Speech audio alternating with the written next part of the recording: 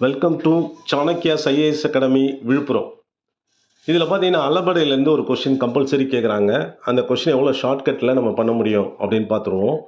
As per 9th text புக்கில் இந்த அளபடை பற்றி நான் உங்களுக்கு நடத்த போகிறேன். அளபடைனா என்ன அப்படின்றத நம்ம பார்த்துக்குவோம்.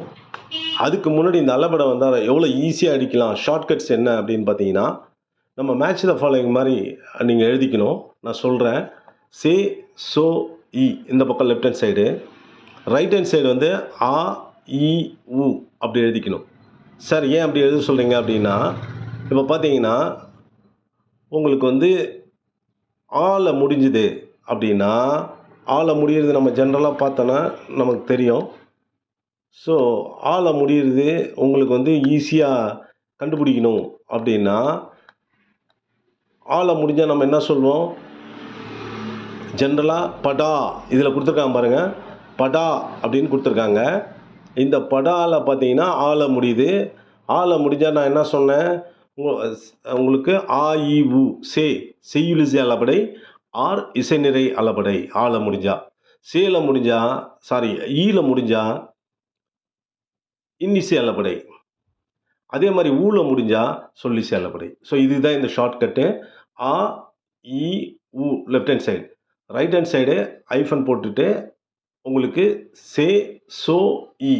சேனா செய்யுளிசை அளபடை, சோனா சொல்லிசை அளபடை, சாரி சே, சோ, ஈனா இன்னிசை அளபடை. உங்களுக்கு ஆ, இ, உ சே, சோ, இ அப்படின்னு நம்ம ஈஸியாக கண்டுபிடிச்சிடலாம். இந்த செய்யுளிசை அளபடைக்கு சம்டைம்ஸ் என்ன பண்ணுறாங்கன்னா, இன்னொரு பேர் இருக்குது, இசை நிறை அளபடை. செய்யுளிசை அளபடை கொடுக்கல அப்படின்னா அது இசை நிறை அளபடை. செய்யுளிசை அளபடை கொடுக்கலைன்னா அது இசை நிறை அளபடை. அப்போ செய்யுளிசை அளபடையும் இசை நிறை அளபடையும் வேறு வேறு கிடையாது. ஸோ இதுதான் பார்த்தீங்கன்னா இந்த நம்ம டெக்ஸ்ட் புக்கில் அழகாக கொடுத்துருக்காங்க. இதில் ஃபஸ்ட்டு பாருங்கள், அளபடைனா என்ன? இப்போ பார்த்தீங்கன்னா உயிர்மை, ஆயுதம், உயிரலைப்படை, ஒற்றலைப்படை, குற்றியலுகரம், குற்றியலிகரம், ஐகார குறுக்கம், அவுகார குறுக்கம், மகர குறுக்கம், ஆயுத குறுக்கம் சார்பு எழுத்துக்களாகும். அவற்றில் உயிரலடபடை, ஒற்றலடபடை ஆகிய 2 அலைபடைகள் இங்கே காண்போம். அலைபடைகள்னால் ஒன்றும் கிடையாது, நீண்டு ஒலித்தல். பேச்சு வழக்கில் சொற்களை நீட்டி ஒலித்து பேசுவோம் அப்படின்னு நமக்கு தெரியும்.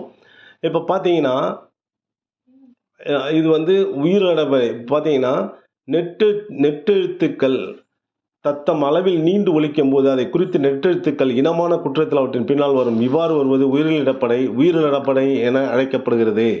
அடுத்தது செய்யுளிசை அளபடை அப்படின்றது என்னென்னா, செய்யுளிசை அளபடை அல்லது இசை அளபடை ரெண்டுமே ஒன்று தான். இதுதான் நான் உங்களுக்கு ஆல முடியும்னு சொன்னேன். ஆல முடிஞ்சால் செய்யுளிசை அளபடை ஆர் இசை அளபடை.